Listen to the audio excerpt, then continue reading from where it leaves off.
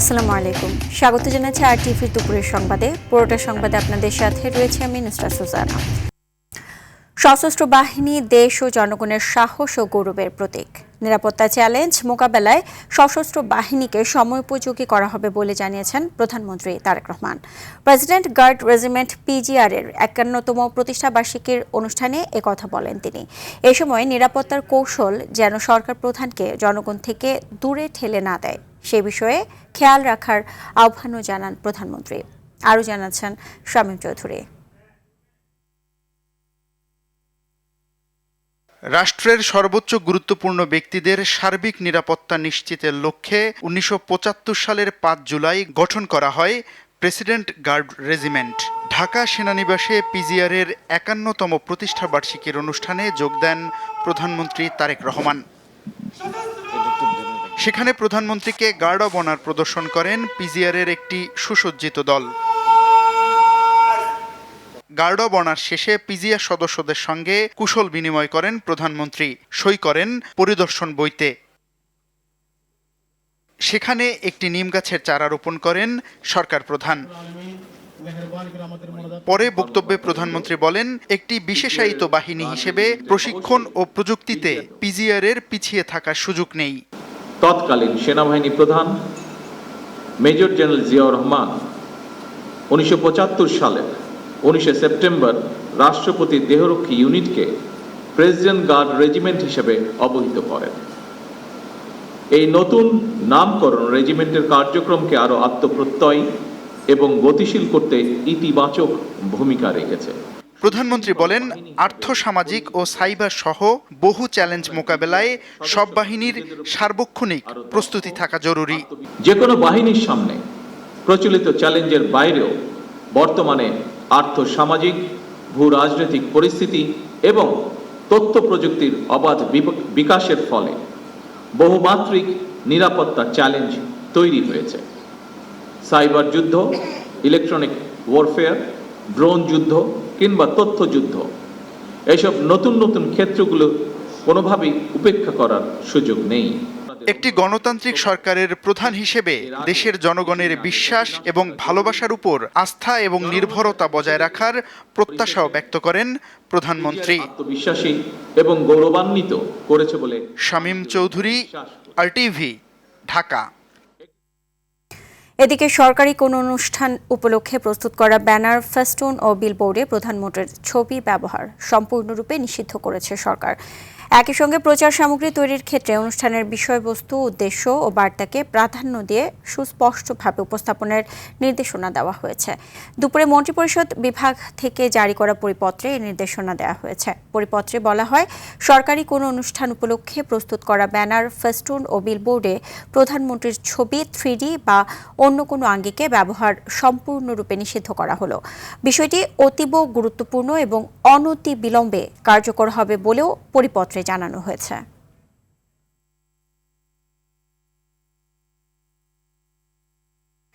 Carbon নিঃসরণ কমিয়ে দেশের কার্বন ক্রেডিট বাড়ানোর সম্ভাবনা এবং এই বিষয়ে কর্মপরিকল্পনা ঠিক করতে সংশ্লিষ্টদের সঙ্গে বৈঠক করেছেন প্রধানমন্ত্রী Tarique Rahman.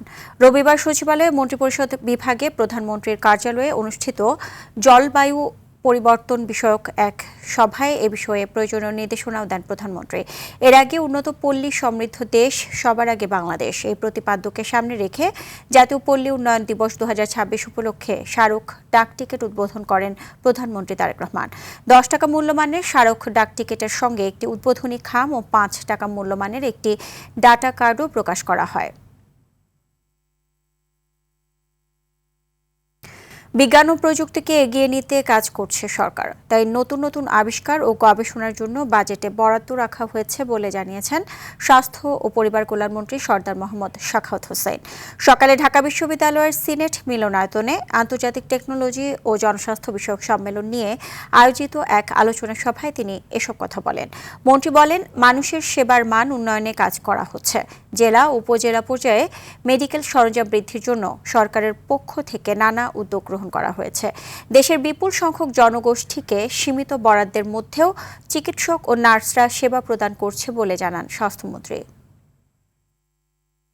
We have to increase the number of doctors, we have to increase the number of nurses, we have to increase the midwiferys, caregivers, and over and above, you, the scientists, you should come ahead to invent, to add the supply of equipment by your own invention from inside the country to support the country to save their foreign exchanges. মানবতা বিরোধী অপরাধের অভিযোগে আওয়ামী লীগের বিরুদ্ধে তদন্ত চলছে। অভিযোগ প্রমাণিত হলে আদালত থেকে দলটি নিষিদ্ধ হতে পারে বলে জানিয়েছেন আন্তর্জাতিক অপরাধ ট্রাইব্যুনালের চিফ প্রসিকিউটর আমিনুল ইসলাম। দুপুরে নিজ কার্যালয়ে সাংবাদিকদের তিনি আরও বলেন, স্বাধীনতার পর থেকেই বিভিন্ন বিতর্কিত কর্মকাণ্ডে জড়িত রয়েছে দলটি। গত 16 বছরেও এর প্রমাণ মিলেছে। চূড়ান্ত প্রতিফলন ঘটেছে জুলাই গণঅভ্যুত্থানে। আওয়ামী লীগের বিচার হলে সংগঠনের সভাপতি হিসেবে শেখ হাসিনাও বিচারের আওতায় আসবেন জানিয়ে তাকে দেশে এসে বিচারের মুখোমুখি হতে বলেন চিফ প্রসিকিউটর। বিচার ছাড়া যদি আপনি ওই সংগঠনটাকে ব্যান করেন তাহলে তো জনমনে প্রশ্ন দেখা দেবে। তো সেই কারণে আওয়ামী লীগ সংগঠন হিসেবে কোনো অপরাধ করেছে কিনা এটা অবশ্যই তদন্ত হওয়ার প্রয়োজন, এবং সেটি হচ্ছে। শেখ হাসিনার যে সাজা হয়েছে, তিনি কিন্তু প্রধানমন্ত্রী হিসাবে সুপিরিয়র রেসপন্সিবিলিটির দায় নিয়ে তার শাস্তি হয়েছে। আওয়ামী লীগ সভানেত্রী হিসেবে কিন্তু তার সাজা হয়নি। যখন সংগঠন হিসেবে দায় আসবে তখন কিন্তু তিনি সভানেত্রী হিসেবে তার যে ভূমিকা, সেইভাবে এটা সেপারেটলি বিচার হতে পারে যদি রিপোর্ট আসে। নারায়ণগঞ্জের ফতুল্লায় সিজান নামের একজনকে পিটিয়ে হত্যার অভিযোগ উঠেছে। গতরাতে পশ্চিম মাসদাইর এলাকায় এ ঘটনা ঘটে। এর আগে আহত সিজানকে নারায়ণগঞ্জ জেনারেল হাসপাতালে নিলে চিকিৎসক তাকে মৃত ঘোষণা করেন। নিহতের মায়ের অভিযোগ, স্থানীয় আল ফালাহ নামের সমাজ কল্যাণ সংগঠনের নেতা কাউসার আহমেদ সিজানকে ডেকে নিয়ে ছিনতাইকারী আখ্যা দিয়ে পিটিয়ে হত্যা করেছে। তবে অভিযোগ অস্বীকার করে কাউসার জানান, সিজানের বিরুদ্ধে ছিনতাইয়ের অভিযোগ ছিল। স্থানীয় জনতা ক্ষুব্ধ হয়ে তাকে মারধর করে। এদিকে সিজানের মৃত্যুর খবরে তার বড় ভাই বাবুর নেতৃত্বে কিশোর গ্যাংয়ের সদস্যরা দেশীয় অস্ত্র নিয়ে এলাকায় আতঙ্কের সৃষ্টি করে। আর বিষয়টি তদন্ত করে আইনি ব্যবস্থা নেওয়ার কথা জানান ফতুল্লা মডেল থানার ওসি। জ্বালানির চাহিদা বাড়ছে হু হু করে, কিন্তু ফুরিয়ে আসছে যোগান।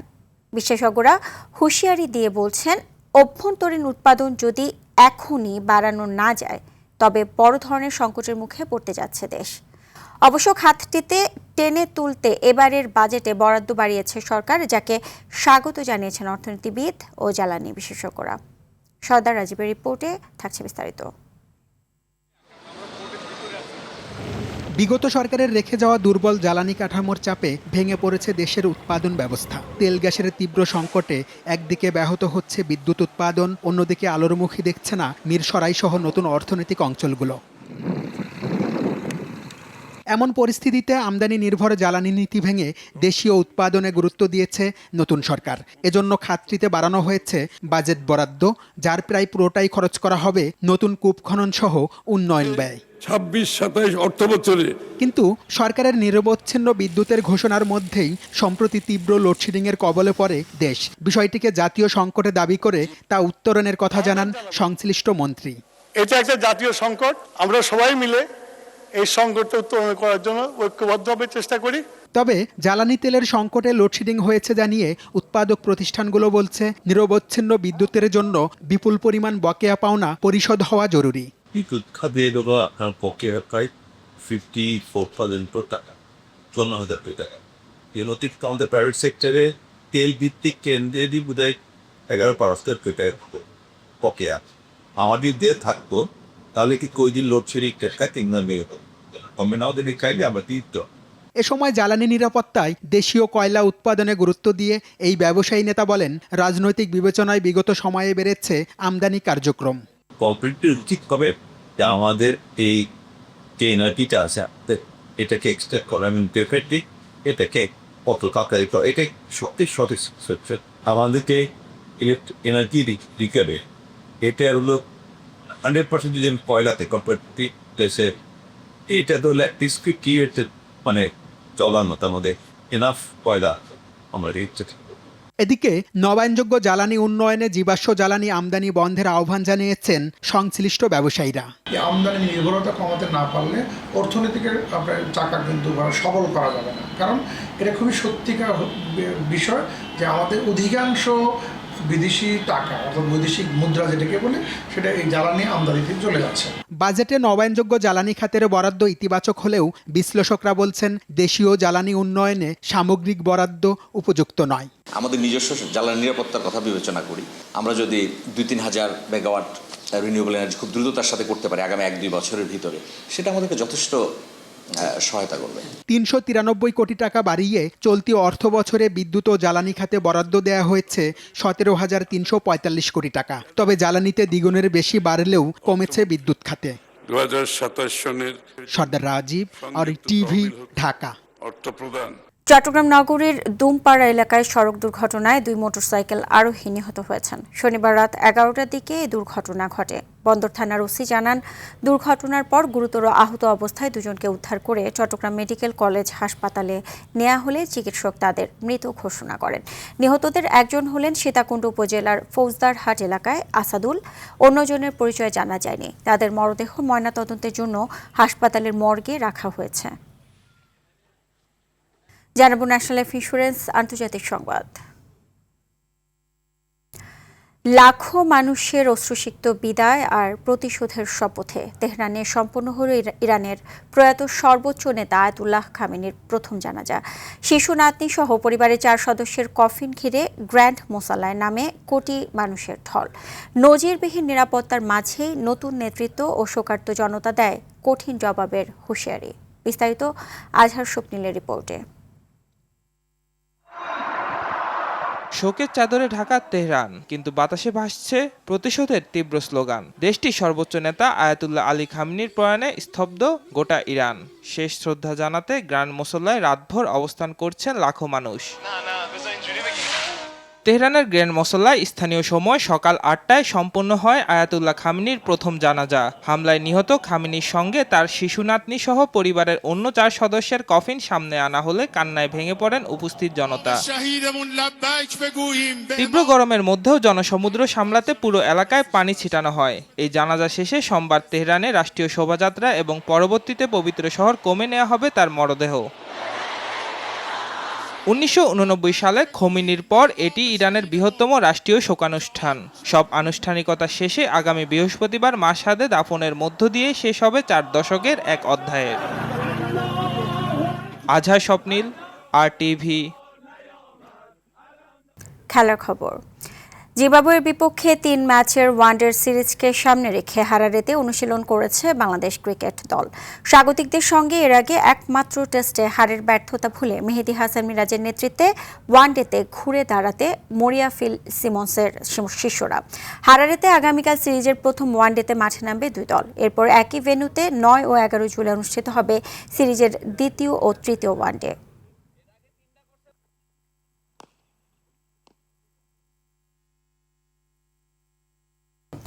নারী টি-20 বিশ্বকাপের ফাইনালে আজ অস্ট্রেলিয়ার মুখোমুখি হবে ইংল্যান্ড। লর্ডসে ম্যাচ শুরু রাত 8:30টায়। গ্রুপ পর্বে সবগুলো ম্যাচ জিতে সেমিফাইনাল নিশ্চিত করা অস্ট্রেলিয়া সেরা 4-এর লড়াইয়ে ওয়েস্ট ইন্ডিজকে 8 উইকেটে উড়িয়ে দিয়েছিল। এখন পর্যন্ত অপরাজিত থাকা 6 বারের চ্যাম্পিয়নদের লক্ষ্য 7মবারের মতো ট্রফি উঁচিয়ে ধরা। অন্যদিকে আসরের আরেক অপরাজিত দল ও সাবেক চ্যাম্পিয়ন ইংল্যান্ড দ্বিতীয় ট্রফির খোঁজে মাঠে নামবে। ফুটবল। খুলনায় সাবেক প্রধানমন্ত্রী খালেদা জিয়া আন্তঃ-ইউনিয়ন 15 দলীয় ফুটবল টুর্নামেন্টের আয়োজন করা হয়েছে। যুব সমাজকে দেশপ্রেমে উদ্বুদ্ধ ও মাদক মুক্ত করা এবং ক্রীড়ার ঐতিহ্য ফিরিয়ে আনতে এই টুর্নামেন্ট বলে জানান উদ্যোক্তা ও খুলনা 4 আসনের সংসদ সদস্য আজিজুল বারী হেলাল। উদ্বোধনী অনুষ্ঠানে উপস্থিত হয়ে যুব ও ক্রীড়া প্রতিমন্ত্রী আমিনুল হক বলেন, খেলাধুলাকে পেশাগতভাবে প্রতিষ্ঠা করতে সরকারের প্রচেষ্টা চলমান রয়েছে। খুলনা থেকে SM মনিরুজ্জামানের তথ্যচিত্রে জানাচ্ছেন নাদিরা সুলতানা।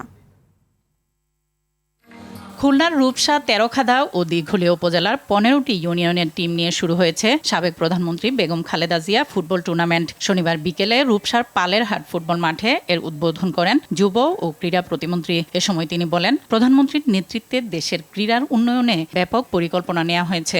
বাংলাদেশের প্রায় 300 জন খেলোয়াড়কে পেশাগত স্বীকৃতি বাবদ ক্রিয়া ভাতা এবং ক্রিয়া কার্ড প্রদান করেছি।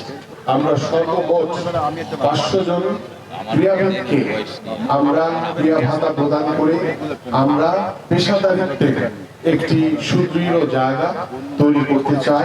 এ সময় আয়োজনের উদ্যোক্তা বলেন, প্রধানমন্ত্রীর নেতৃত্বে ফুটবলকে বিশ্ব ময়দানে নিয়ে যেতে এই খেলা শুরু হয়েছে। আমাদের নেতা তারেক রহমান তিনি বলেছেন ক্রীড়া হবে পেশা, পরিবার পাবে ভরসা। আজকে ক্রীড়াকে আমরা প্রফেশনালিজম পেশাদারিত্বে নিয়ে যাচ্ছি। আপনারা দেখেছেন যে ক্রীড়াবিদদের আমরা মাসিক ভাতা দিচ্ছি আমাদের এই তারেক রহমানের সরকার। যুব সমাজের জন্য এই উদ্যোগকে স্বাগত জানান স্থানীয়রা। খেলাধুলার যুবক সমাজ ওরা নিশা থেকে ফিরে এসে মাঠে হাজির হবে। আমরা প্রত্যাশিত আছি যে আমাদের পুরুষদের যেমন উৎসাহিত করতেছেন আমাদের নারীদের জন্য সেভাবে উৎসাহিত হেলাল ভাই করে আমাদেরকে। আশা করছি যে এখান থেকে আবার নতুন নতুন প্লেয়ার বের হবে। খুলনার 3টি ভেন্যুতে অনুষ্ঠিত হচ্ছে এই টুর্নামেন্ট। আগামী 3 আগস্ট ফাইনাল খেলার মধ্য দিয়ে টুর্নামেন্টের সমাপ্তি হবে। নাদিরা সুলতানা, RTV। দুপুরের সংবাদ এ পর্যন্তই। জেলা সংবাদ বিকেল 4:45টায় দেখার আমন্ত্রণ রইল। এতক্ষণ সাথে থাকার জন্য সবাইকে ধন্যবাদ।